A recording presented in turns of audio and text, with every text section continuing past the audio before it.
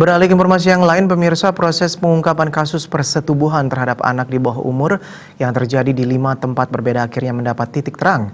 Pihak kepolisian berhasil mengamankan 10 orang tersangka. Dari 10 tersangka yang diamankan, 7 orang tersangka masih rata-rata berusia 15 sampai 17 tahun dan 3 orang sudah dewasa. Terjadinya pencabulan berawal dari korban anak perempuan berumur 12 tahun meminta izin keluar untuk mengerjakan tugas sekolah, akan tetapi korban tak kunjung pulang. Akhirnya orang tua memutuskan menanyakan korban ke teman-temannya. Sesampainya di rumah, korban menceritakan kepada orang tuanya bahwa ia telah mengalami persetubuhan dan digilir oleh para tersangka.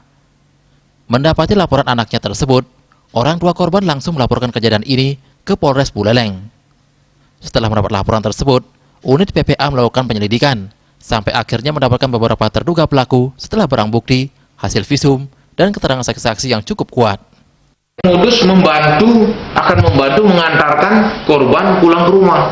Namun pada saat kesempatan itu ada, mereka malah mengajak ke korban ke TKP tempat terjadinya kejadian ini untuk dilakukan atau disetubuhinya kembali. Kasus ini masih didalami pihak berwenang. Tersangka terancam kena hukuman maksimal 15 tahun penjara akibat dari perbuatannya tersebut.